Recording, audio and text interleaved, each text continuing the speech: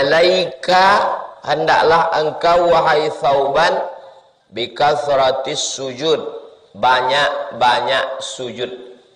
Hendaklah engkau banyak-banyak sujud Thauban.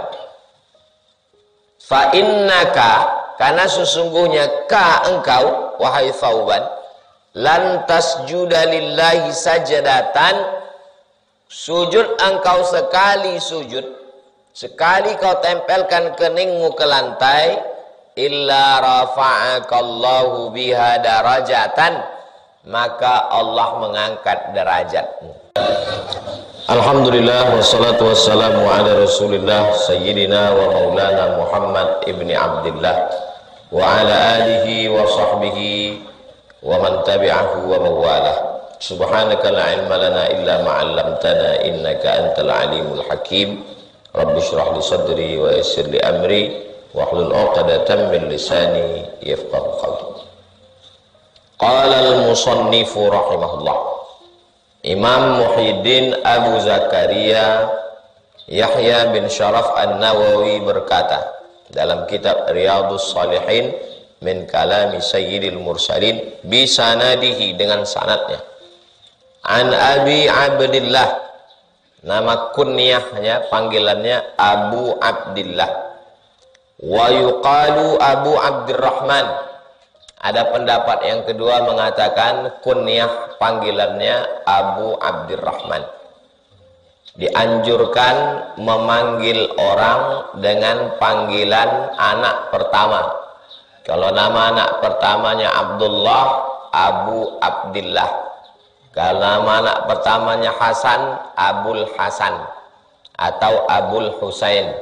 Memanggil orang dengan kata Abu itu namanya kunyah. Kunyah, bukan kunyah. Kunyah. Abu Abdillah. Ada pendapat kedua mengatakan Abu Abdurrahman. Nama dia Thauban. Thauban. Maula Rasulillah. Dia dulu budak hamba sahaya Rasulullah sallallahu alaihi wasallam. Jadi Nabi itu punya beberapa orang hamba sahaya. Di antaranya namanya Thauban. Nabi sebelum meninggal membebaskan semua budak hamba sahayanya. Kalian tak lagi jadi budakku, sekarang kalian bebas semuanya. Sebelum meninggal. Termasuklah Thauban ini budak hamba sahaya yang dibebaskan Nabi sallallahu alaihi wasallam. Qala, Thauban ini berkata, sami'tu Rasulullah sallallahu alaihi wasallam yaqul, aku mendengar Nabi Muhammad sallallahu alaihi wasallam bersabda. Apa kata Nabi? Alaika, nasihat ini ditujukan untuk Thauban. Alaika, hendaklah engkau wahai Thauban, bikasratis sujud, banyak-banyak sujud. Hendaklah engkau banyak-banyak sujud Thauban. Fa innaka, karena sesungguhnya engkau wahai Thauban, lan tasjuda lillahi sajadatan, sujud engkau sekali sujud, sekali kau tempelkan keningmu ke lantai, illa rafa'akallahu biha darajatan, maka Allah mengangkat derajatmu. Sekali sujud naik derajat, sekali sujud naik derajat, sekali sujud naik derajat. Siapa yang mau tinggi derajatnya, maka perbanyaklah sujud. Apakah hanya sekedar itu balasan Allah? Enggak, ada satu lagi. Wa hatta anka biha khati'atan, dihapuskan Allah dosamu. Sekali sujud hilang dosa, sekali sujud hilang dosa. Maka kalau kita hitung dah berapa kali kita sujud tadi.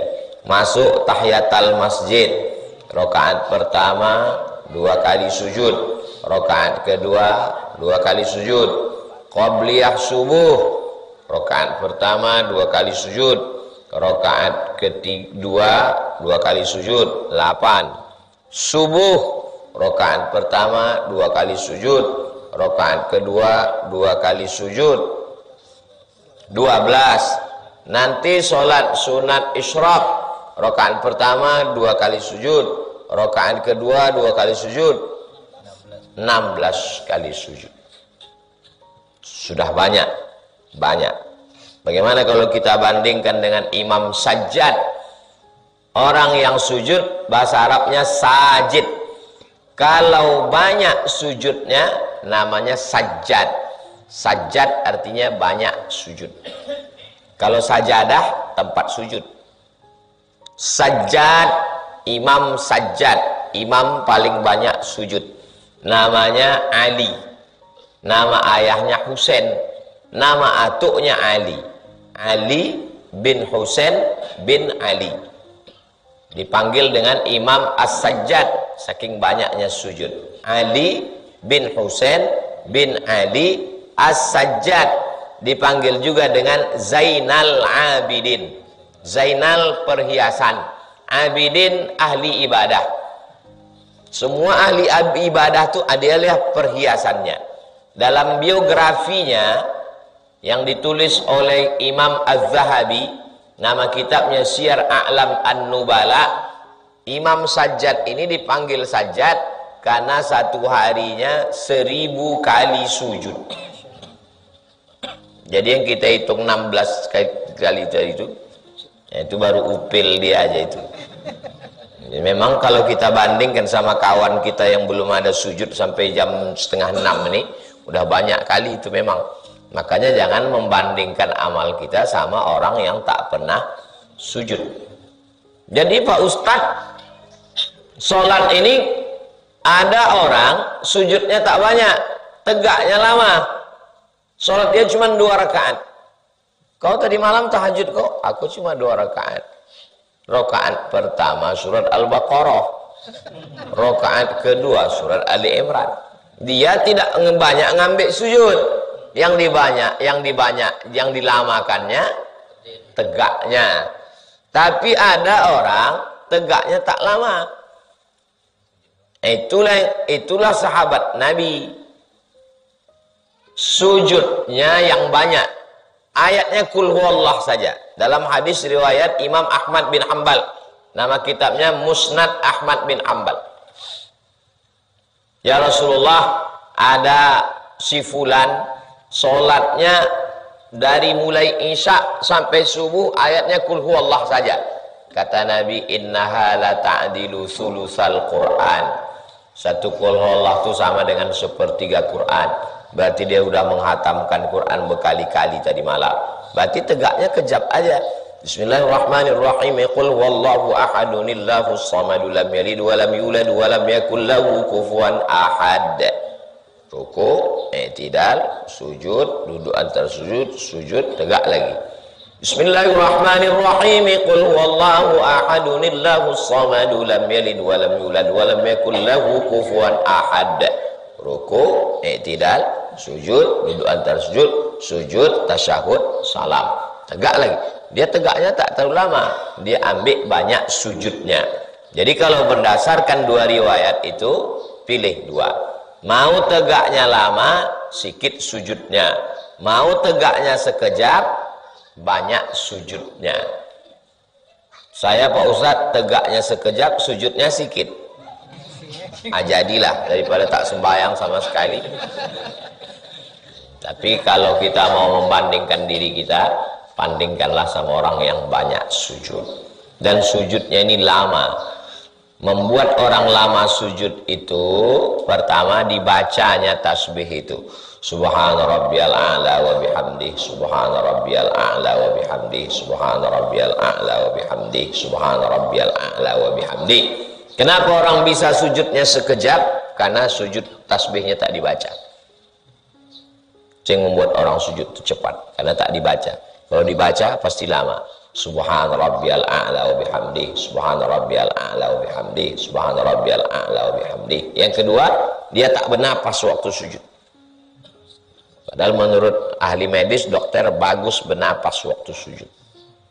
Kau tak bernapas waktu sujud tadi? Tidak. Kenapa? Bau kali sajadahnya. Pingsan aku, paksa aku tahan.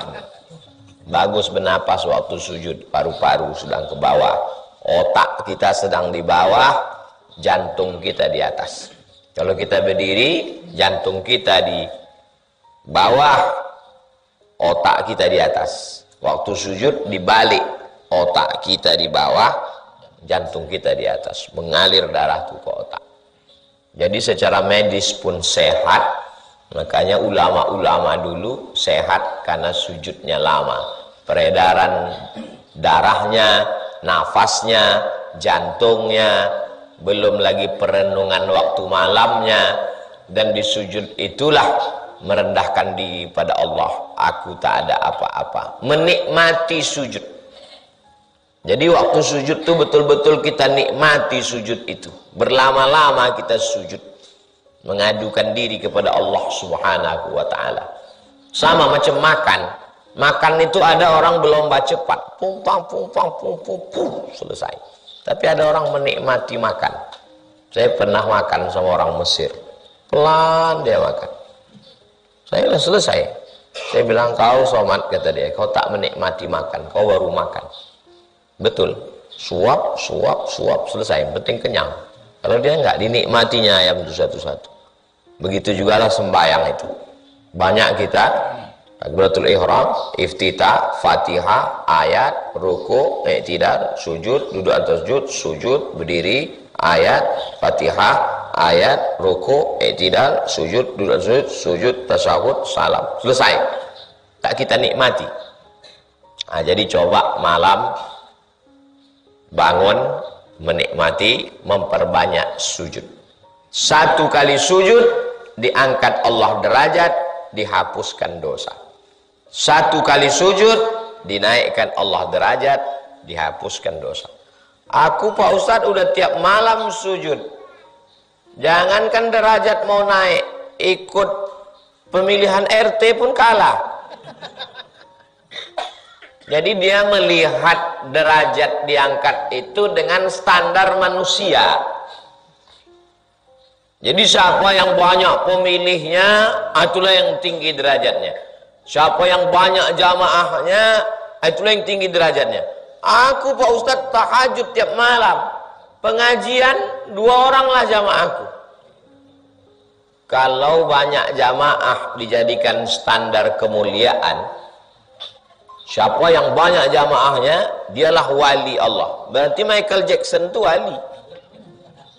Dia yang paling banyak jamaah. Makanya jamaahnya yang paling banyak di Masjidil Haram itu namanya Syekh Ahmad Khatib bin Abdul Latif Al-Minkabawi. Nama ayahnya Abdul Latif, nama dia Ahmad Khatib. Merantau dari Bukit Tinggi sampai ke Makkah, hafal Quran, hafal hadis, hafal fikih. Kalau tuah ada di badan, pasir digenggam menjadi intan. Nikah sama anak Syekh Soleh Al-Kurdi, orang Kurdistan, orang kaya di Makkah. Syekh Soleh ini dekat dengan Syarif Hussein Makkah. Dibawa ke istana sholat. Waktu itu Makkah belum lagi dikuasai King Abdul Aziz, ayah dari Salman sekarang. Belum. Karena Syekh Ahmad Khatib meninggal 1916. King Abdul Aziz menguasai Makkah 1924. Ustadz, kenapa ulama dulu pulang dari Makkah tak Wahabi? Kenapa Inyak Can doang pulang mazhabnya Syafi'i? Kenapa Hadratus Syekh Hasim Asy'ari pulang mazhabnya Asy'ari? Mereka belajarnya di Makkah sebelum 1924. Setelah 1924 itu baru dirubah orang itu. Kalau dulu memang mazhab Syafi'i yang berkuasa. Syekh Ahmad Khatib meninggal 1916. 8 tahun sesudah itu baru terjadi pergolakan di Makkah itu. Waktu zaman dia itu dulu, ulama-ulama itu mazhab mayoritasnya Syafi'i, akidahnya Asy'ari, tasawufnya Imam Al-Ghazali. Setelah itu baru tak boleh bertasawuf, Ghazali tak boleh, berakidah Asy'ari tak boleh. Jadi majelis yang paling ramai di Masjidil Haram itu majelisnya Syekh Ahmad Khatib. Kalau sudah dia mengisi, ramai orang. Suatu malam mimpi dia jumpa Nabi Muhammad SAW. Bertanya dia ke Nabi, ya Rasulullah, manalah yang majelis yang paling hebat di Masjidil Haram? Kata Nabi, majelis yang paling hebat di Masjidil Haram yang ada di tiang itu. Jadi zaman dulu tuan-tuan syekh itu ada tiangnya. Tiang itu dengan Syekh Ahmad Khatib, tiang itu dengan Syekh Fulan. Kata Nabi, tiang yang paling bagus tiang itu. Didatanginya tiang itu. Tengoknya tiang itu, cuma satu muridnya. Takkan Nabi salah, takkan mimpiku salah. Man ra'ani fil manami faqad ra'ani. Siapa yang melihat aku dalam mimpi, maka sesungguhnya dia melihat aku. Li'anna syaitana la yatamatsalu bi. Karena setan tak bisa menyerupai aku. Tak mungkin mimpiku salah. Karena kalau jumpa Nabi, tidak mungkin setan bisa. Tengoknya ada satu syekh di tiang itu. Kau mengajar di sini? Iya. Kata Nabi tadi malam, ini majelis yang paling hebat. Tapi murid kau cuma satu. Apa yang kau ajarkan? Aku mengajarkan Quran ke muridku ini dari Al-Fatihah sampai ke An-Nas. Sesudah dia khatam, baru datang murid yang baru. Rupanya majelis itulah yang paling mulia. Nah, jadi kalau kita melihat, majelis yang paling ramai, majelis Riyadhus Shalihin, belum tentu. Boleh jadi ada yang cuman, Ustadz saya kalau ngisi pengajian cuman 1,5 lah murid saya, kata. Nah, saya dulu jadwal waktu di Rokan Hulu malam tuh mengajar di Islamic Center Pasir Pangarayan. Paginya sebelum pulang ke Pekanbaru ada pengajian di kantor BPN, Badan Pertanahan Nasional.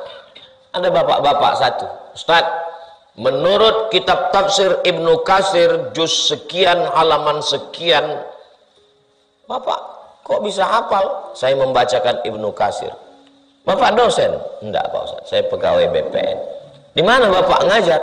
Di rumah. Banyak yang ikut pengajian? 1,5. Loh kok 1,5? Anak saya 1, bini saya mendengar sambil memasak di dapur. Mungkin 1,5. Boleh jadi majelis dia itu lebih utama, lebih afdal. Karena banyak juga orang, banyak ramai pengajiannya, anak bininya pun tak mendengar dia. Dia enggak, anak bininya hadir mendengarkan dia. Nah jadi majelis ini tak bisa kita ukur standar mengikut standar manusia. Jadi jangan nanti kita pula ke diri kita, aku udah banyak sujud ini. Begitu streaming, 3 lah yang menonton. Tak ada komen sama sekali. Standar manusia tak bisa dijadikan. Nah, jadi kita serahkan aja masalah kemuliaan ini kepada Allah Subhanahu wa ta'ala. Boleh jadi ramainya orang itu bukan dia sebagai nikmat, tapi istidraj. Akhirnya kita kena penyakit sum'ah, kena penyakit ujub. Sum'ah itu mendengar-dengarkan amal. Ujub itu merasa takjub dengan amal kita sendiri. Yang paling berpotensi kena ujub di antara kita ini semua, saya. Karena saya yang di atas, saya yang membacakan kitab, saya yang disuting, saya yang dilihat. Berpotensi kena ujub. Jangan tunjukkan semua amal. Ada satu amal yang disimpan yang tak tahu orang lain. Supaya apa? Supaya kalau amal-amal ini busuk, ada satu yang bisa jadi bekal. Saya mesti ada beberapa amal yang saya simpan yang orang lain tak tahu. Supaya apa? Supaya nanti waktu di akhirat saya berharap pahala amal ceramah, rupanya pahala ceramah itu kosong. Pahala ceramah kau udah tak ada lagi Abdul Somad. Sudah diambil oleh viewer, follower, dan subscriber. Maka mesti ada satu amal, agak 2 amal yang saya pegang, yang saya sama Allah aja yang tahu. Supaya kalau yang lain-lain ini busuk, masih ada simpanan. Apa amal? Ya tak boleh ceritakan. Kalau saya ceritakan juga busuk juga amalnya. Cukup antara saya dengan Allah saja yang tahu, supaya bekal menghadap Allah. Supaya kenapa? Sangat berpotensi kena penyakit ujub. Ujub. Ijabul mar'i binafsihi. Merasa kagum dengan diri sendiri. Akulah yang paling alim. Akulah yang paling hebat. Apalagi protokol menyebutnya sampai berkali-kali. Berkali-kali pula salah itu. Tak usah disebut kalau tak bisa. Sebut aja Ustadz Abdul Somad. Udah. Itu titel itu dibuat panjang-panjang. Itu kan cuma mau ngasih tahu orang bahwa Ustadz itu sekolah. Itu aja. Jadi kita semua ini kan udah tahu. Tak apa-apa. Dia menghormati Ustadz. Alaika bi kasratis sujud. Ini kan pesannya untuk sauban Pak Ustadz. Pesannya untuk sauban. Tapi berlaku untuk kita semua umat Nabi Muhammad SAW. Apakah diamalkan sauban? Ya. Apakah diangkat Allah derajatnya? Ya. Mana bukti dia diangkat Allah derajatnya? Bisa dia bercakap-cakap sama Nabi. Kita bercakap sama kades saja payah. Berapa kali urusan ke kades tak jumpa kades? Jumpa sama sekdes. Dia sama Nabi bercakap-cakap. Langsung ditunjuk Nabi, alaika bi kathratis sujud. Betapa indahnya itu bisa bercakap sama Nabi. Sampai hari ini, subuh Rabu kedua, tahun 2023, 1444, di ujung tahun bulan Zulhijjah, nama Thauban masih dikaji. Seluruh dunia orang membaca Riyadhus Shalihin, nama Thauban masih dikaji. Menunjukkan Thauban diangkat derajat. Berapa banyak orang yang masyhur waktu hidup, begitu meninggal, hilang. Berapa banyak orang viral waktu hidup, begitu meninggal, hilang. Thauban, tak ada dia menulis kitab. Mana ada kitab tulisan Thauban? Yang menulis kitab ini, Imam Muhyiddin Abu Zakaria Yahya bin Sharaf An-Nawawi. Imam Nawawi yang menulis. Imam Nawawi pun kecipratan barakah Thauban. Karena hadis itu dari Thauban ditulis oleh Imam An-Nawawi, ditulisnya dalam kitab hadis, kumpulan ucapan, perbuatan, ketetapan Nabi Muhammad sallallahu alaihi wasallam.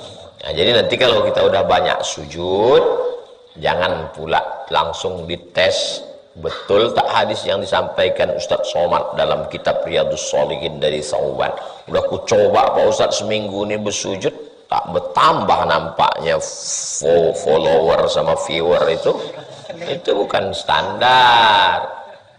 Katanya diangkat derajat Pak Ustadz. Saya mau ngetes ini Pak Ustadz sebelum 14 Februari 2024 ini. Duduk tak saya nanti? Jangan. Pas tak duduk komplain ke sini. Udah banyak sujud Pak Ustadz. Kalau 14 Februari itu dia tak perlu banyak sujud. Yang penting banyak nyebar duit. Asal banyak duduk. Ini ceritanya bisa jadi menurut kita tak tinggi derajatnya di dunia, tapi tinggi derajatnya di akhirat. Kam min masyhurin fil ardi walam yakun ma'rufan fis sama. Berapa banyak orang yang masyhur di bumi, malaikat tak ada yang kenal di langit. Berapa banyak orang di bumi bukan siapa-siapa, kalau pengajian orang tak kenal sama dia, malaikat penjaga pintu langit udah lama menunggu dia datang. Karena amalnya tiap hari ditengok orang tuh, orangnya belum jumpa. Begitu ruhnya dibawa malaikat, kita kalau mati, ruh kita itu diletakkan di atas kain kapan dari cahaya, dibawa malaikat ke pintu langit. Kata malaikat penjaga langit, inilah orang yang kami rindukan, tiap hari pagi petang amalnya kami tengok naik, tapi orangnya baru ini kami jumpa. Jadi sujud kita itu perbanyak, penilaiannya biarlah Allah subhanahu wa ta'ala. Kenapa orang yang banyak sujud itu diangkat Allah derajatnya? Karena orang yang sujud, orang yang paling rendah dirinya di hadapan Allah. 7. 2 ujung kaki, 2 ujung lutut, 2 ujung tangan, 1 kening. Ditambah sama Mbah Mun, Kiai Haji Maimun Zubir, ada 1 lagi kata dia, hati yang ke-8. Nah itu yang batin. Yang 7 itu zahir semua. 2 ujung kaki, 2 ujung lutut, 2 ujung tangan, 1 kening. 7. Hati tak nampak.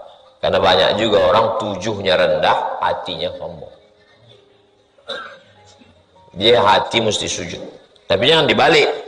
Kau kenapa tak pernah sujud? Yang penting hati sujud. Sujud. Bersujud kepada Allah Subhanahu wa taala. Jadi 2 manfaatnya. Pertama, diangkat Allah derajat, yang kedua dihapuskan dosa-dosa. Kita selalu berlangkah kaki gitu juga. Langkah pertama mengangkat derajat, langkah kedua menghapus dosa. Karena memang yang diinginkan dalam hidup ini 2. Naik derajat, hapus dosa. Naik derajat, hapus dosa. Aku Pak Ustaz tak mau naik derajat. Yang penting hapus saja dosaku, jadilah. Naik derajat itu sudah otomatis. Jadi kalau ada orang mengatakan aku tak perlu kalilah masuk surga Jannatul Firdaus itu, tak penting bagiku masuk surga yang terlalu tinggi, aku pun tak mau masuk surga itu, berarti kau bertentangan dengan sunnah Nabi, bertentangan dengan firman Allah. Kata Allah, wasari'u ila maghfiratin min rabbikum wa jannatin. Disuruh minta surga. Surga bertangga-tangga. Yang paling tinggi, idza sa'altumullaha fas'aluhul firdaus. Kalau kau minta sama Allah, mintalah firdaus. Bahasa Arabnya al-firdaus, bahasa Inggrisnya paradise. Kalau kau minta surga, mintalah surga firdaus. Nabi menyuruh, tiba-tiba dia tak mau. Kau tak minta surga. Kalau beramal hanya surga, jangan kau berikan surga itu padaku. Kau siapa? Itu ungkapan orang-orang yang sedang mabuk dengan cinta pada Allah. Orang yang mabuk, cakapnya tak bisa dipegang. Dia sedang mabuk dalam cinta kepada Allah. Keluar cakapnya itu. Dalam ilmu tasawuf namanya syatahat. Syatahat, ungkapan yang keluar dari mulut orang yang sedang mabuk karena cinta kepada Allah. Tak bisa dijadikan syariat. Tiba-tiba diucapkan orang yang sedang sadar karena ingin dipuji orang. Di YouTube pula itu. Mana bisa kau cakapkan itu? Kau bukan sedang mabuk kepada Allah. Saking mabuknya dia karena cinta kepada Allah. Sama macam mabuknya Kais kepada Laila.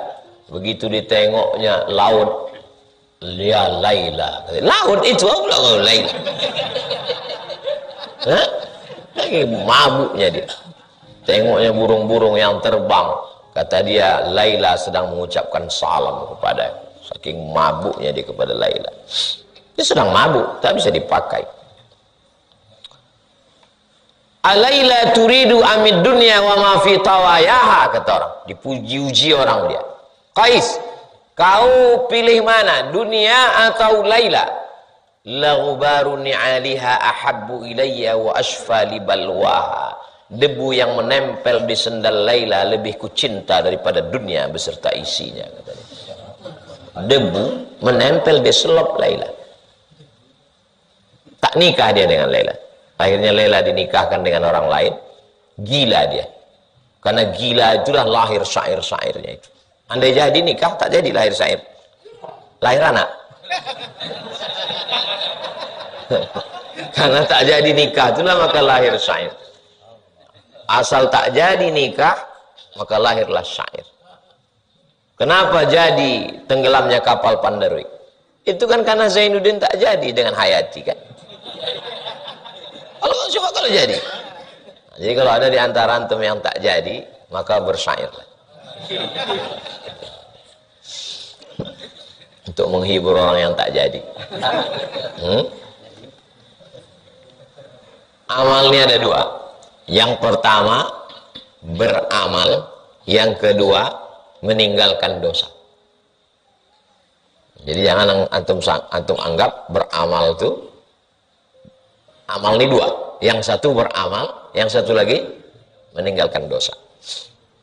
Aku Pak Ustadz, ku tengok kawanku ini malam itu minum kopi sama kawannya sampai menjelang subuh. Dia sesungguhnya sedang beramal. Masa minum kopi itu sedang beramal?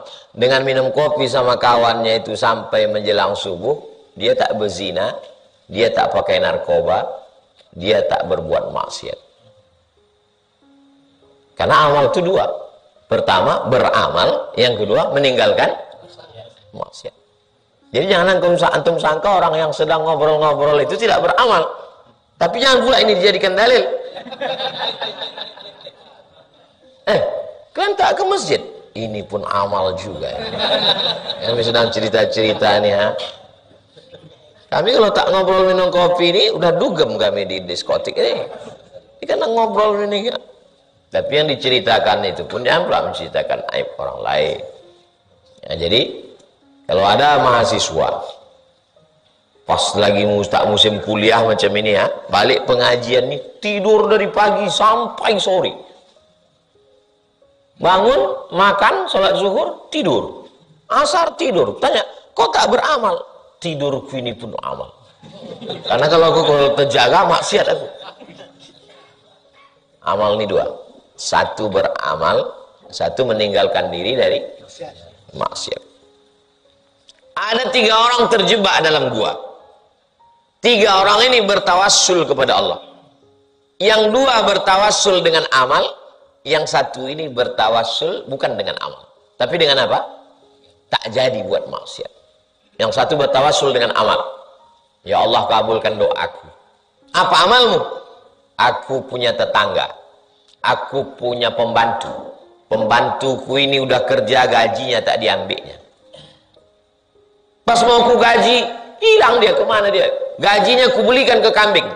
Kambingnya beranak pinak. Sampai akhirnya datang dia. Kau pembantuku dulu kan? Iya. Gaji udah kau ambil? Belum. Gaji kau itu dulu ku belikan ke kambing. Itu kambing yang beranak pinak itu kau ambil, kambing kau itu semua. Ambillah. Diambilnya kambingnya semua. Ya Allah, berkat amalku ini bukakanlah pintu gua. Terbuka. Ini orang bertawassul dengan amal. Amalnya apa? Tak jadi mengambil duit orang, dibelikannya ke kambing, dibagikannya kambing itu semua. Amal. Yang kedua, ya Allah, aku bertawassul kepadamu dengan amal. Apa amalmu? Aku balik membawa susu kambing. Anakku menangis, biniku menangis, tapi tak ku kasih. Ku tunggu emakku sama ayahku bangun. Aku pulang, ayah emakku udah tertidur.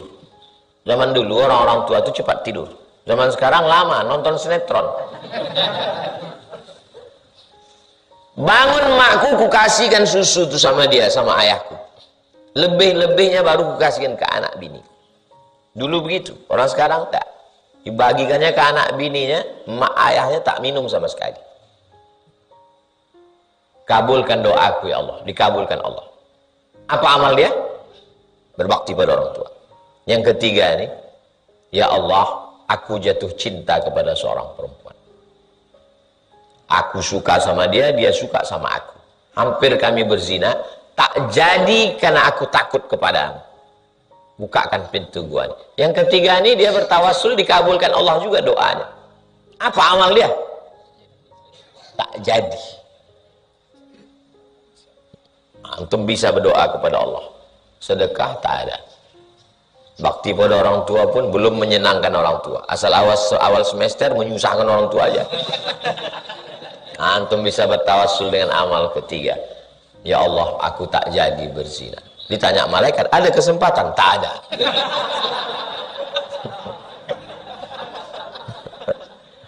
Dia tadi tak jadi berzina karena ada kesempatan. Ini jangankan cewek di kampus lalat minta hinggap. Antum punya motor, antum bonceng dia, antum duit banyak, tak jadi karena takut pada Allah. Itu hebat. Ini apapun tidak. Jadi amal itu jangan cuman anggap hanya ibadah, tapi ada amal yang lebih hebat adalah meninggalkan maksiat. Itu maka kita disuruh bergaul sama orang baik, punya circle yang baik-baik ini. Kalau circle kita baik, insya Allah terjaga kita dari maksiat. Tapi jangan ini dijadikan dalih untuk tidak beramal. Kok aku tengok sholat sunat tak ada, qobliyah tak ada, tak penting kali, yang penting jauh kita dari maksiat. Cukup. Itu malas namanya. Nah, ada pula orang qobliyah lancar, ba'diyah lancar, tahajud lancar, dosa pun lancar juga. Yang paling bagus sujudnya banyak, maksiatnya tak ada. Tapi kalau mau minim betul, masuk surga dengan amal minimalis, amal tak terlalu banyak, tapi jangan sampai ada dosa. Apalagi dosa kepada manusia. Jangan zolimi orang, jangan aniaya orang. Kalau bisa senangkan hati orang, bahagiakan orang. Tabassumika fi wajhi akhika shadaqah. Senyummu kepada saudaramu shadaqah. Kesimpulannya, perbanyak sujud, diangkat derajat, dihapus dosa. Mudah-mudahan Allah mengangkat derajat kita, dihapus dosa kita. Hadis nomor 108, hadis babnya 14, sama penomorannya. Dari Abu Sofwan. Kalau tadi Abu Abdillah atau Abu Abdirrahman, yang ini Abu Sofwan. Namanya Abdullah bin Busr al-Aslami. Qala Rasulullah sallallahu alaihi wasallam, Rasulullah bersabda, khairun nas, manusia yang paling baik, man tala umuruhu, orang yang panjang umurnya, wa hasuna amaluhu, baik amalnya. Ini yang paling the best. Berapa umur Syekh Fulan waktu meninggal? 150. Oh, bagus. Namanya Syekh Abdul Ghani Al-Kampani, Batu Besuek. Punya anak namanya Syekh Aidarus, belajar ke Aceh kepada Syekh Mudawadi. Syekh Aidarus punya anak namanya Syekh Alaidin Atori. Sekarang pindah dari Batu Besuek karena membuat PLTA Koto Panjang, pindah ke Kabun. Ulama besar Riau, dari Makkah belajar, Syekh Abdul Ghani Al-Kampari. Sanad orang Aceh tarekat Naqsabandiyah itu dari Syekh Mudawali. Syekh Mudawali mengambil suluknya dari Syekh Abdul Ghani Al-Kampari. Panjang umurnya, baik amalnya. Ini yang paling the best. Ada pula orang amalnya baik, hafal Quran, meninggal umur 17 tahun. Kepleset waktu mandi di kuntu. Itu pun baik juga. Hafal Quran, meninggal. Tak banyak dosa. Ada pula umur 100 tahun, mabuk, meninggal di lokalisasi. Habis minum obat kuat. Nafsu besar, tenaga kurang. Diisikan minyak pesawat ke kap 70. Tanggal mesin itu. Nauzubillah, nauzubillah, nauzubillah. Nah, jadi yang paling bagus itu adalah khairun nas, sebaik-baik manusia.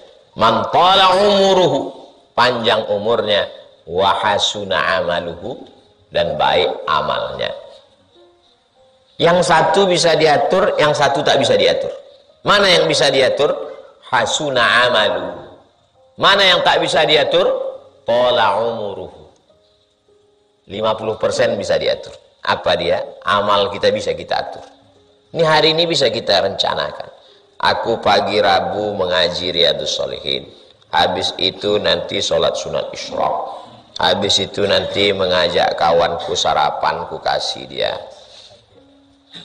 Habis itu nanti makan siang, baru ku cari pula kawan aku yang membayari aku. Habis itu nanti aku ini, Habis itu kultum zuhur di Ar-Rahman nanti dengan Ustadz Mawardi Saleh. Habis itu pengajian sore nanti di Masjid An-Nur. Habis itu nanti malam bisa kita setting. Di mana kita menyetingnya? Di sini. Itu disebut dengan namanya the power of mind. Kekuatan pikiran. Kita kalau berpikir sekali, dia macam titik, titik, titik. Berpikir 2 kali, garis, garis, garis. Berpikir 3 kali, menjadi garis tapi masih belum jelas. Berpikir 3 kali, berpikir 4 kali, berpikir 5 kali, maka berubah dia menjadi sebuah pemikiran, maka kita akan berjalan menuju cita-cita itu. The power of mind. Kekuatan pikiran. Jadi antum berpikir dari sekarang, aku mesti jadi sarjana peternakan. Habis itu aku S2 peternakan. Habis itu aku akan S3 peternakan di Australia. Aku punya peternakan sapi limosin terbesar di Indonesia. Semua hewan kurban orang Indonesia nanti dari aku. Satu sapi itu harganya 1 miliar. Beratnya 1 ton. Jadi pikiran antum itu akan membantu antum untuk mencapai tujuan. Antum tidak akan pakai narkoba karena antum punya arah yang tepat. Ustadz dulu begitu ya. Aku mesti doktor. Kalau aku sudah doktor, aku mau jadi dosen di Brunei. Kalau aku punya duit, ku senangkan emakku. Maka aku mesti kuliah. Bagaimana supaya kuliahku tak kacau? Berarti aku tak boleh pacaran. Aku tak boleh kenal perempuan. Nanti habis aku dokter baru aku nikah. Dari mana pikiran itu datang? Dari mana pikiran itu datang? Dari lingkungan. Karena saya dulu suka kali melihat orang kalau detail LCMA. Dosen saya yang LCMA dulu namanya Ustadz Khaidir Wafa LCMA. Orang Kubu. LC-nya dari Al-Azhar Kairo, MA-nya dari Lucknow University India. Bisa bahasa Arab, bisa bahasa Inggris, bisa bahasa Urdu. Bahasa Arab kaifa haluk, bahasa Inggris how are you, bahasa Urdu kya hal hai. Kya hal hai artinya apa kabar, tiki artinya baik. Dosen saya dulu kalau udah dia masuk ke kampus ngajar kami muhadatsah, sudah meninggal, jabatan terakhir DPR RI, ngajar dia di UIN, ikut dia mencalek jadi sampai ke Jakarta. Jadi saya selalu melihat dosen-dosen saya itu, aku nanti mesti macam Ustadz Khaidir nih, LCMA. Jadi berpengaruh. Saya tidak mengajak kalian mesti, ini sebagai salah satu contoh. Kalian terserah mau jadi apa. Berpikir, yang kita ngerikannya anak-anak muda pasti ditanya, kamu mau jadi apa nanti?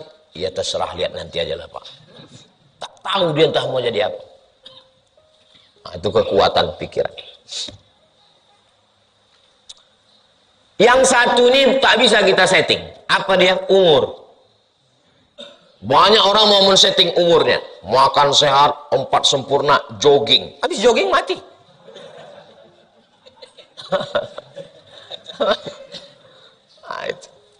15% manusia meninggal karena rokok. Akhirnya bapak ini terus saja merokok. Pas ditanya, Pak, 15% karena rokok. Terus yang 85 kan nggak merokok, mati juga. Ya aku ikut 85 kata dia. Jadi ada yang bisa kita atur. Apa dia? Amal kita. Berniat baik, berbuat baik, bercita-cita baik. Jadi orang yang tak bertuhan itu begini cara berpikirnya. Tentukan targetmu, arahkan pikiranmu, alam semesta akan membantu. Tentukan targetmu, raih cita-citamu, alam semesta akan membantu. Karena dia tak percaya sama Tuhan. Kalau kita orang beriman tak begitu. Tentukan targetmu, arah cita-citamu, Allah akan menolong. Hasbunallahu wa ni'mal wakil, ni'mal maula wa ni'man nasir. Dalam segala hal, dalam masalah kerja gitu juga, dalam masalah kuliah gitu juga, dalam masalah nikah gitu juga. Antum tetapkan target. Nanti setelah sarjana, ini baru semester 1, waktu ospek udah dapat saya target Pak Ustaz. Nanti udah kuliah, tentukan target. Berpikir sudah baik, berlaku sudah baik, berbuat sudah baik, datang yang baik, berarti Allah ingin kau bersyukur. Berpikir sudah baik, target sudah baik, berbuat sudah baik, datang tak baik, berarti Allah ingin kau bersabar. Hidup ini dua itu aja, syukur, sabar. Datang sesuai keinginan, syukur. Datang sesuai keinginan, syukur. Tak sesuai dengan keinginan, sabar. Rukun iman yang keenam, beriman dengan takdir baik dan takdir buruk. Kau cantik, berprestasi, itu laki kau.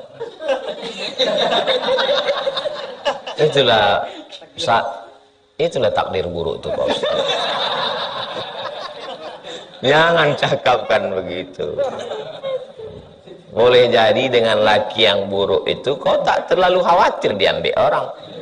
Sekarang kan banyak ibu-ibu takut lakinya keluar kota, dia dilarikan pelakor. Ibu ini tenang aja, karena dia tak khawatir. Siapa yang mau melarikan itu Pak Ustaz?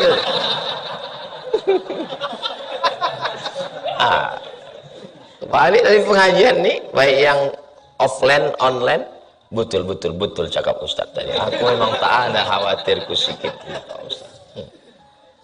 Tengoklah berita-berita itu, berapa banyak artis yang pusing lakinya dilarikan orang.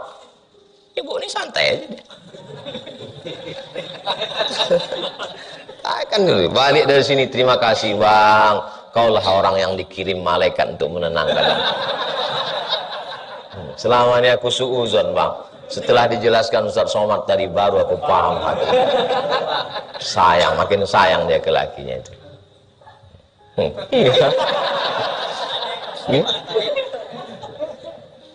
Masalah umur serahkan sama Allah. Adapun masalah amal, man tala umuruhu, panjang umurnya, itu bukan urusan kita. Tapi ikhtiar, jangan pula gara-gara umur ini makan sesukanya aja. Santan dibantai, telur puyuh bantai, daging hantam kromo, riba sude. Pas ditanya, kenapa kau makan ini? Umur bukan urusan kita. Umur memang bukan urusan kita. Tapi kalau pecah pembuluh darah kau, bini kau susah. Kok langsung mati tak apa-apa. Iya kan Bu? Iya kata ibu tuh. Yang payah nih setengah mati kau. Nah itu. Jadi kita ini disuruh ada ikhtiar, ada usaha. Rawahu Tirmidzi. Hadis ini diriwayatkan Imam At-Tirmidzi. Wa qala, kata Imam Tirmidzi, hadisun hasan. Hadis hasan. Bagaimana cara membaca Abdullah bin Bisri bin Busri bin Basri?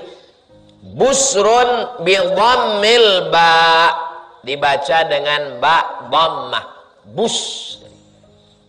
Wa bisi al muhmalah, dibaca dengan sin muhmalah, Busri, bukan Bushri. Jadi Imam Nawawi kan dia mengajar tak pakai suara karena tak ada rekaman. Cemana cara dia mengajar? Dikasih tahunya cara membaca banyak pakai dhammah, Busri. Sinnya muhmalah, Busri, bukan Bushri. Karena zaman dulu tak ada titik, tak ada apa? Tak ada titik, tak ada baris. Maka cara dia mengajar begini, Imam Nawawi.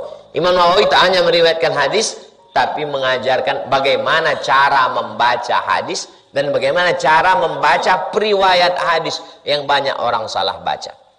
Basri. Tapi Pak Ustaz, ada orang namanya Hasan Basri, itu pakai shad. Imam Hasan Basri, ini Busri.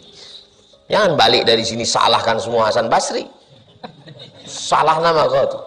Kebetulan Pak Hasan Basri ini juga mengaji. Kau salah dengar kata dia. Pas jam 6. 2 hadis. Berikutnya nanti baru kita baca 2. Hah? 6.15. Oh, 6.15. Itulah bahayanya. Ini mesti diluruskan jam nih. Pengurus nanti betulkan. Soalnya ini yang dari patokan khotib waktu khutbah juga.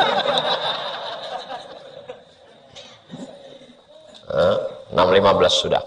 Nanti pertemuan akan datang hadis yang ke-109. Kita jawab pertanyaan sampai 6.30 menurut jam yang di sini. Baru kita sholat sunat isyraq 2 rakaat. Usolli sunnatal isyraq raka'ataini. Langsung kita praktekkan banyak sujud. Bagi yang wuduknya batal, boleh dia keluar masjid untuk berwuduk. Assalamualaikum warahmatullahi wabarakatuh. Waalaikumsalam warahmatullahi wabarakatuh. Mohon petunjuk, apakah salah saya talak istri yang menghina orang tua dan adik-adik saya dengan kata-kata binatang? Istri saya tak terima karena keluarga saya sering minta uang kepada saya. Saya adalah anak laki-laki pertama. Sebagai istri, ibu hanya minta 5 aja ke suami itu. Pertama, abang kasih aku makan. Yang kedua, abang kasih aku pakaian. Yang ketiga, abang kasih aku tempat tinggal. Yang keempat, abang kasih aku pendidikan. Yang kelima, abang kasih aku perhatian kasih sayang. Lebih dari itu terserah kau lah, Bang. Jadi bukan kalau sudah menikah sama laki, lalu semua laki itu untuk istri.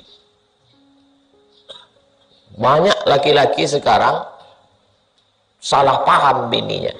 Gara-gara dia salah cakap. Hidup dan matiku untuk. Padahal waktu dia bercakap itu dia sedang mabuk cinta, bucin. Bucin itu bulu Cino. Dia waktu bercakap tuh sedang mabuk, dipek. Perempuan ini cakap itu dipegangnya, susah dia melupakan, asal ada dipegangnya. Dulu kau bilang hidup matimu kan, semua. Padahal milik perempuan itu cuma 5. Makan, pakai, tempat tinggal, pendidikan, perhatian. Habis itu laki ini mau menolong emaknya, mau menolong ayahnya, dia mau bangun masjid. Itu bukan urusan ibu. Jadi banyak perempuan tak tahu mana batasan-batasan, sehingga akhirnya dia mengamuk-ngamuk.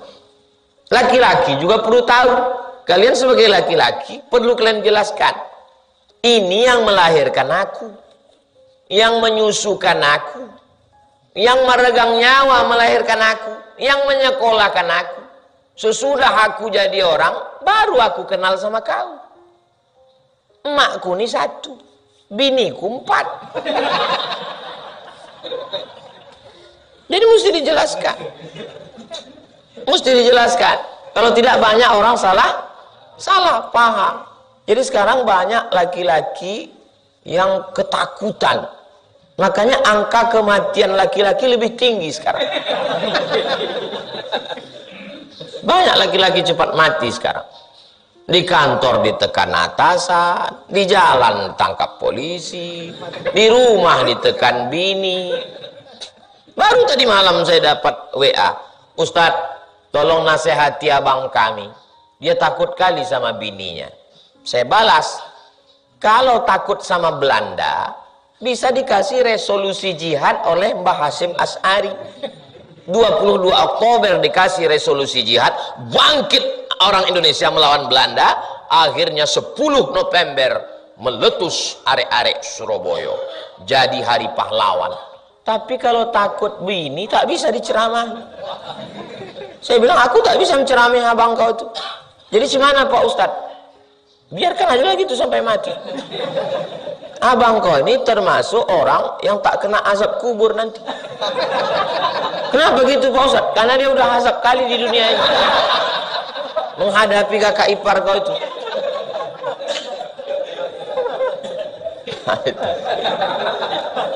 Mudah-mudahan kalian tak termasuk dalam golongan. Jadi sebelum berbini nanti kalian mesti sampaikan sama dia baik-baik. Aku ada makku, ada ayahku.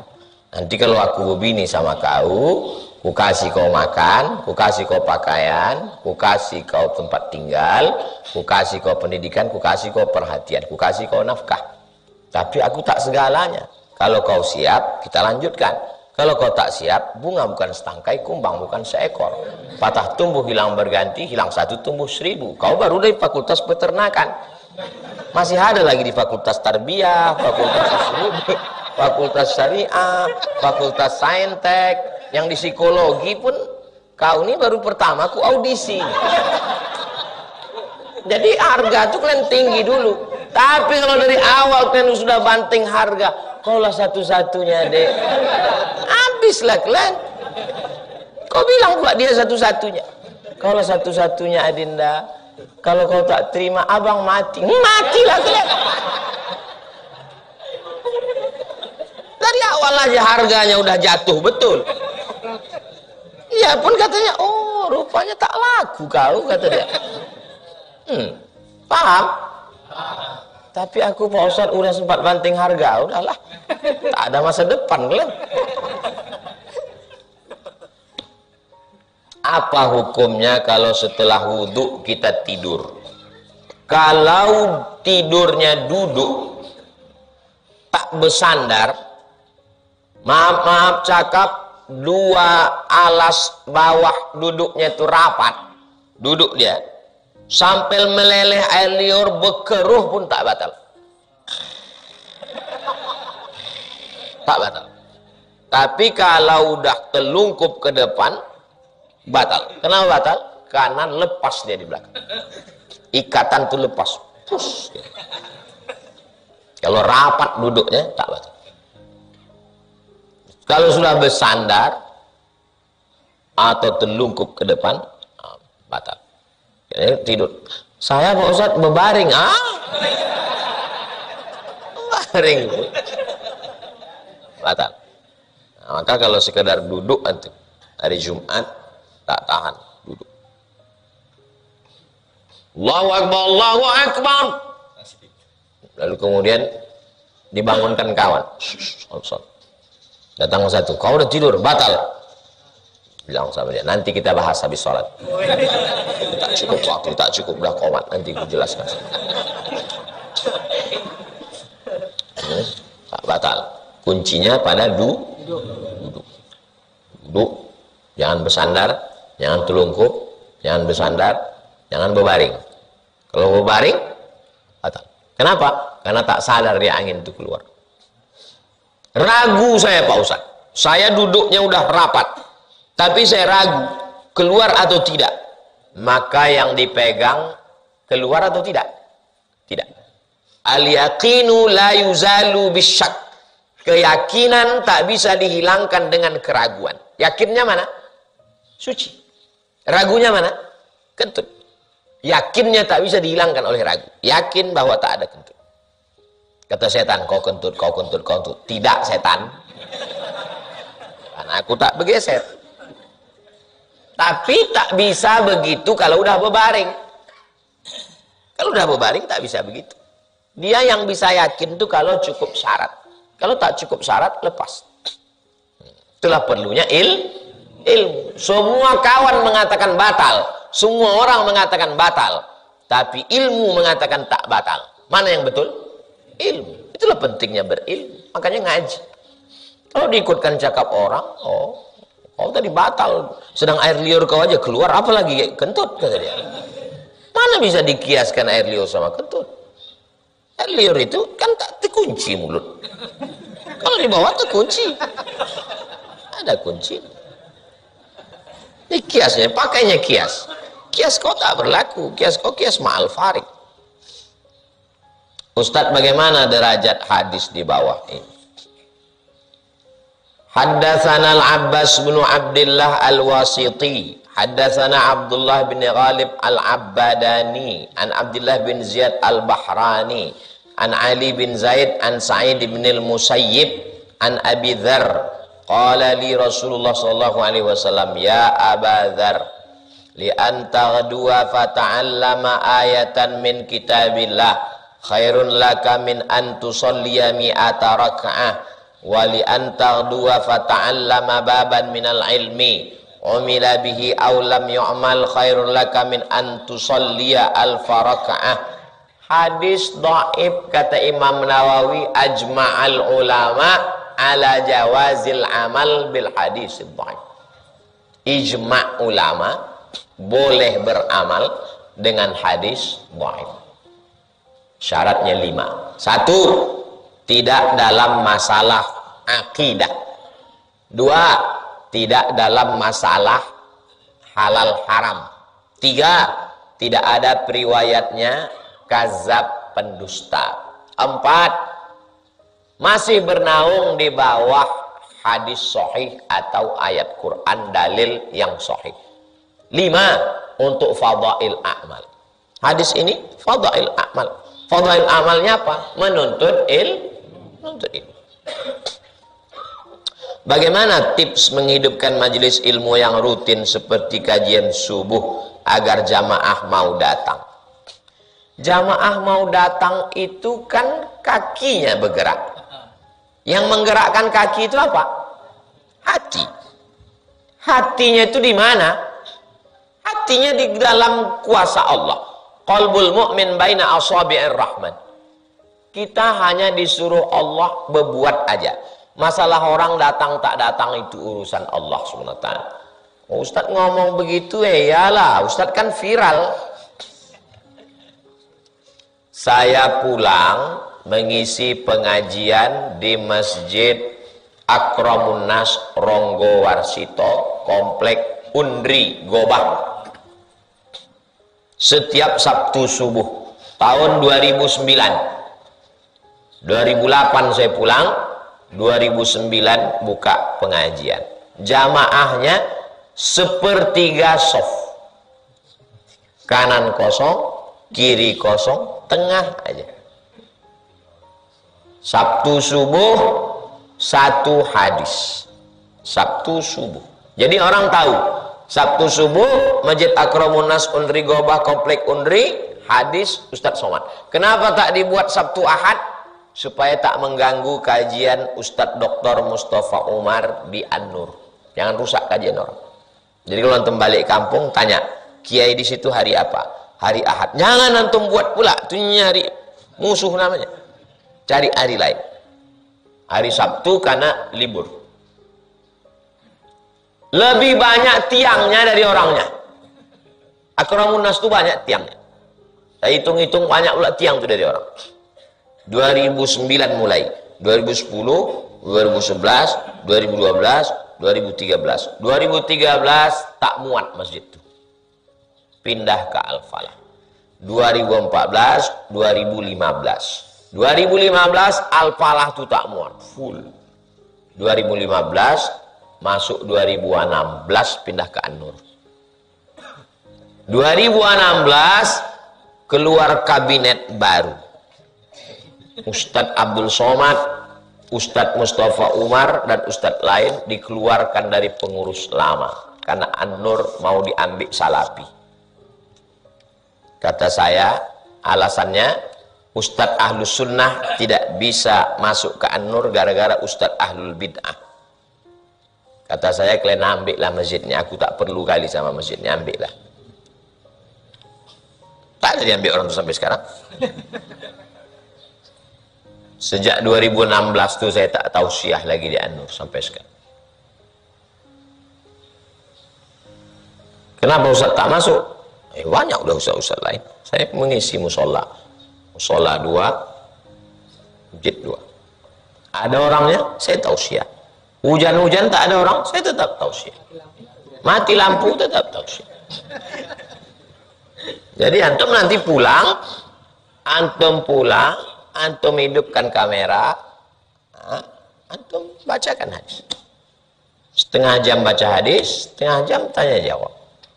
Yang bisa dijawab, jawab sekarang. Yang tak bisa, kumpulkan pekan depan. Rekam, upload ke channel YouTube. Setiap rutin. Tak terasa, kita baca Riyadhus Shalihin ini dulu bulan Agustus 2022. Sekarang sudah 2023. Udah setahun. Rabu. Tak terasa. Jadi jangan antum pikir saya pulang orang langsung ramai tola'al badru alaina. Tak begitu. Pulang tak ada orang. Pulang saya 2008 pergi ke salah satu lembaga dakwah di Pekanbaru sama Ustadz Adam Malik Indra. Kenal? Alumni Mesir, alumni Sudan. Indra, ayo kita mendaftar jadi Ustadz di situ. Ya, sampai di situ. Kami mau daftar jadi Ustadz. Harus dites. Harus dites, kata si Indra. Saya ini kan orangnya pantang dipancing. Siapa yang bisa ngetes kita? Sanggup orang Pekanbaru yang ngetes kita? Padahal baru balik lagi. Jadi kayak mana? Tak usah kita tes. Mereka nih yang kita tes. Tidak ada yang tes kita. Pergi kami ke kantor MDI.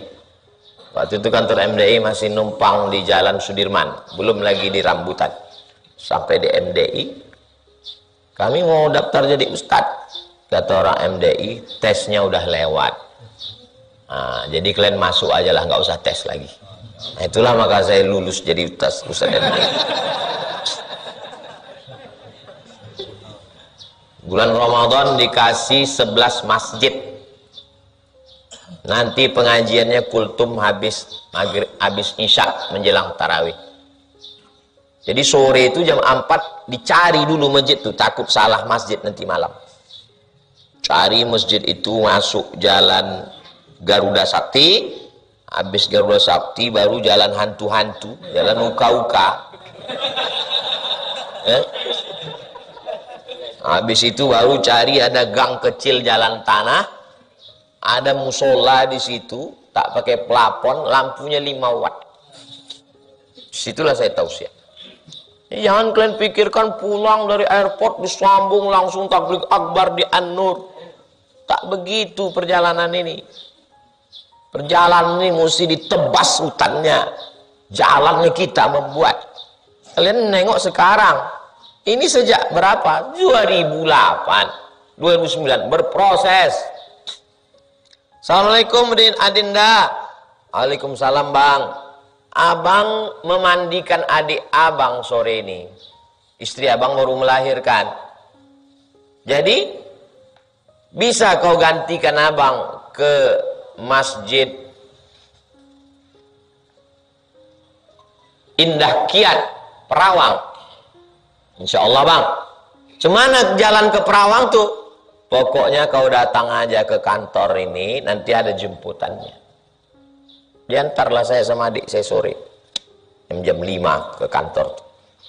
Sampai di kantor tuh naik, saya nampak mobil jemputan, duduk saya. Yang namanya nggak ada di sini silakan keluar.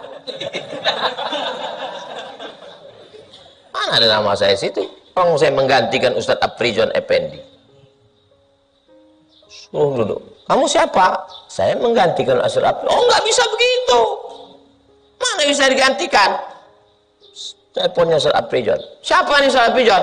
Adik kelas saya baru pulang dari Maroko. Nggak bisa begitu. Masjid sana belum tentu mau terima. Teleponlah orang masjid sana. Telepon. Masjid RAP Indah Kiat Perawang. Ya, ini kami yang minta, kata orang masjid. Kami yang minta, kami mau. Akhirnya dia malu karena Ustadz Afrijon setuju, masjid sana setuju. Orang malu nih dia tetap marah. Dia berangkat, tapi nanti kalau dia aliran sesat kami tak tanggung jawab. Alhamdulillah sampai sekarang belum ada orang Riau yang sesat lagi gara-gara Abdul Somad. Jadi kalian pikir kita pulang langsung disalam, cium tangan, diremehkan orang, disepelekan orang, caci maki orang. Jadi Banyak orang hanya melihat hasilnya, prosesnya dia tak tahu. Tunggang langgang lintang pukang kita di dia.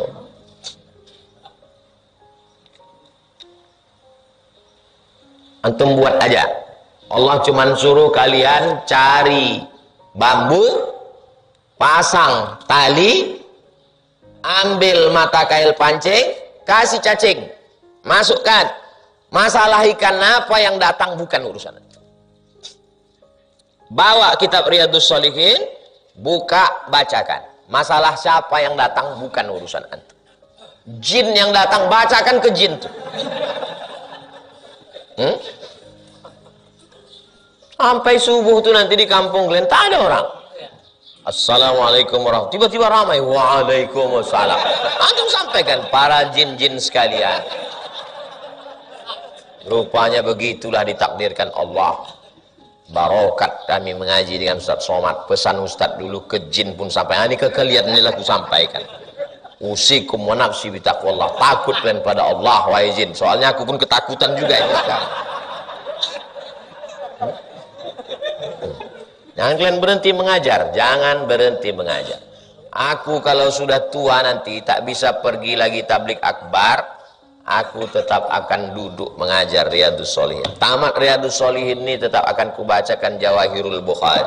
Khatam Jawahirul Bukhari kubacakan Sahih Bukhari. Dua gendangnya. Kalau tak kitab tu hatam, aku hatam. Jangan pernah berhenti mengajar.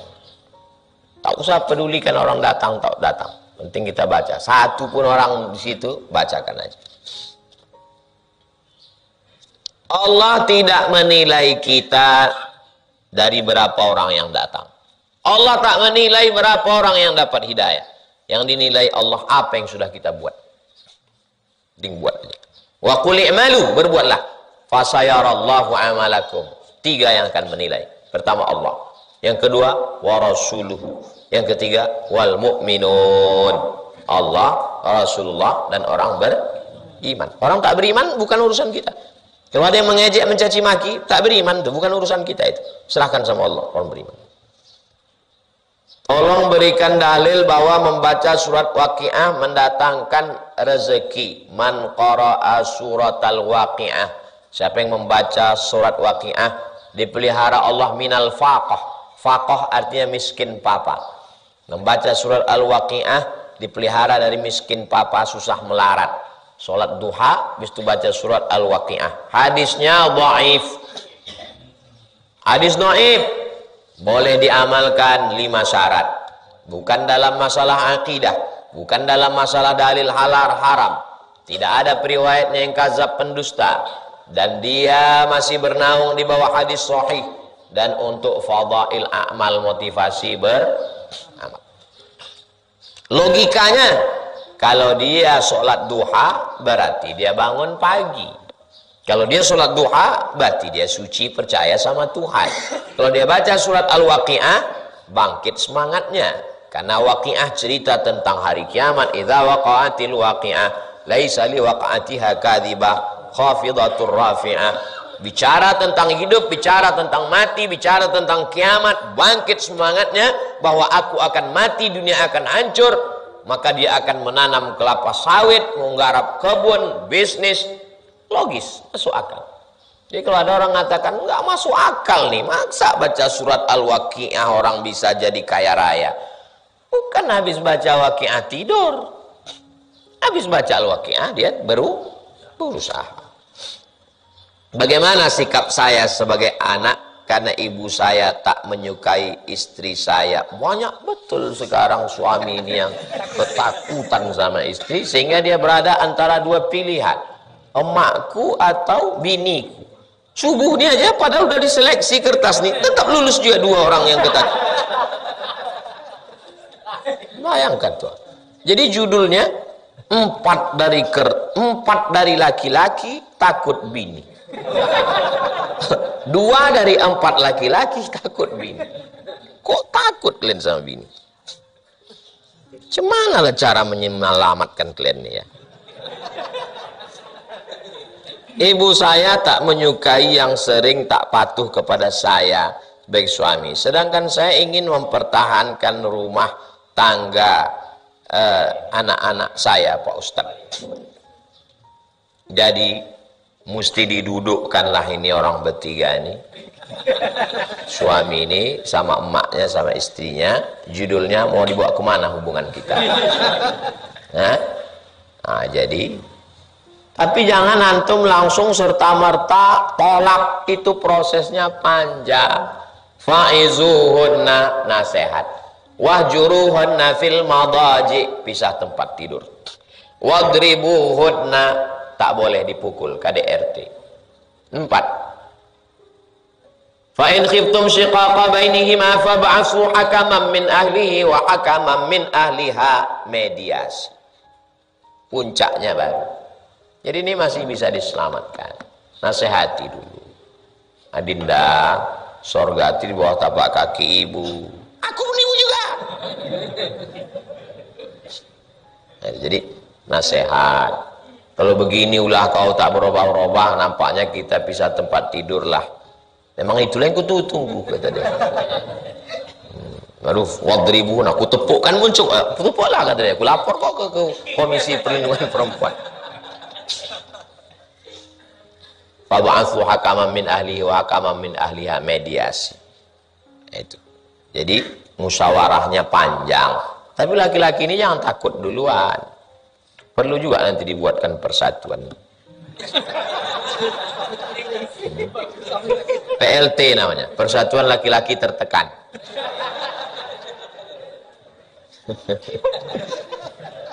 Kalian perempuan, kalau kalian tekan laki kalian untuk durhaka kepada emaknya, 20-30 tahun lagi kalian punya anak laki-laki. Kalian yang perempuan-perempuan, kalian tekan laki kalian untuk durhaka kepada emaknya. Jangan lupa 20 tahun lagi kalian punya anak laki-laki, dan anak laki-laki kalian punya bini. Bininya lebih dahsyat dari kalian. Aku tak nakut-nakuti, cerita aja. Ulang sekali lagi. Kalian perempuan-perempuan yang kalian paksa laki kalian untuk durhaka ke emaknya, 20 tahun lagi anak kalian punya bini. Menantu kalian lebih muda dari kalian. Kalian memang mungkin lebih galak, tapi suara kalian udah tak kuat lagi. Jadi kalau sayang dia sama mertuanya itu, kan tak mungkin. Ini memang suamiku, ini memang lakiku, tapi lakiku ini milik emaknya. Tulis besar-besar di ruang tamu. Ini memang buat gambar kau, nunjuk laki kau gini. Ini memang lakiku, tapi lakiku ini punya emak. Kalau emakmu sayang sama kamu, biasa memang emak kau, dia sayang sama kau. Tapi ada yang lebih hebat lagi. Dilahirkannya anak ini, disusukannya anak ini, disekolahkannya anak ini. Berapa kali dia tak jadi beli baju hari raya gara-gara menyekolahkan anak ini. Mahal pula UKT anak ini. Setelah anak ini sarjana, barulah nikah sama kau. Kan udah berhasil dia baru nikah sama kau. Sekarang kau jauhkan pula dia dari emak.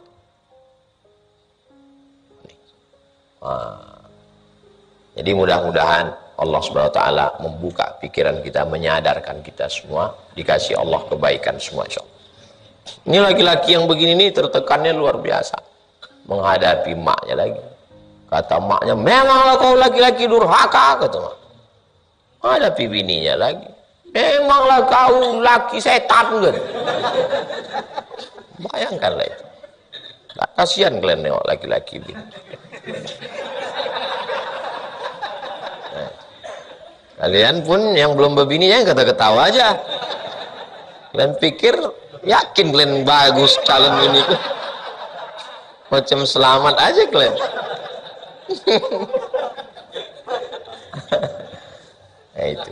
Jadi sebelum kalian nikah, jumpakan sama emak kalian. Ini emakku, tak usah formal-formal, ini emakku. Jadi kalau kau sanggup, kita lanjutkan. Kalau tak kau sanggup, inilah ketua tim fit and proper testnya. Saya sebagai tim penilai dari luar aja saya. Cocok, saya tanya makcik, itu gimana makcik? Cocok, cocok kata makcik. Lanjutkan. Semana makcik? Ada 3 calon lagi, nanti kita tes lagi. Itu. Mudah-mudahan Allah kasih yang terbaik insyaallah. Al-hadhihi niyah wa kulli niyatin salihah. Al-Fatihah. A'udzubillahi minasyaitonir rajim. Bismillahirrahmanirrahim. Alhamdulillahirabbil alamin. Ar-Rahmanir Rahim. Maliki yaumiddin. Iyyaka na'budu wa iyyaka nasta'in. Ihdinas shiratal mustaqim. Shiratal ladzina an'amta 'alaihim ghairil maghdubi 'alaihim waladdallin. Amin. Allahumma alif baina huma kama allafta baina Adam wa Hawa. Satukan hati saudara-saudara kami dengan istrinya, dengan suaminya, sebagaimana kau satukan antara Nabi Adam dan Hawa. Allahumma jama'na kama jama'ta baina Nabiyina Muhammad SAW wa Khadijatul Kubra wa Aisyatul Ridha. Tautkan hati mereka sebagaimana kau tautkan antara hati Nabi Muhammad dengan hati Sayyidatuna Khadijah Al-Kubra, Sayyidatuna Aisyatul Ridha. Allahumma arham bainahuma, buat mereka berkasih sayang. Kama rahimta baina Ayyub wa Rahmah, sebagaimana kasih sayang Nabi Ayyub dan Siti Rahmah. Allahumma la tada'lana fi maqamina hadha fi sa'atina hadhihi dzamban illa ghafartah. Ulang kami dari majelis ilmu membaca kitab Riyadhus Shalihin ini bersih dari dosa-dosa. Wala aiban illa satartah, tutupi segala aib, cacat, kekurangan kami. Wala musafiran illa wasaltah, yang musafir sampaikan ke tujuannya. Wala aziban illa zawajtah, yang belum menikah berikan jodoh yang baik-baik. Wala raghiban illa anjabatah, berikan keturunan yang soleh dan solehah. Wala mumtahinan illa najahtah, yang ujian berikan lulus dengan nilai yang terbaik. Wala hajatan min hawaijid dunya wal akhirati laka ridha wala nafiha salah, segala hajat dunia hajat akhirat tunaikanlah, tolong kami ya Allah. Rabbana fil lana dzunubana wa liwalidayna warhamhuma kama rabbayana shaghira. Rabbana hab lana minas shalihin. Rabbana atina fid dunya hasanah wa fil akhirati hasanah wa qina adzabannar. Sallallahu ala sayyidina Muhammad wa ala alihi washabbihi wasallam. Walhamdulillahirabbil alamin.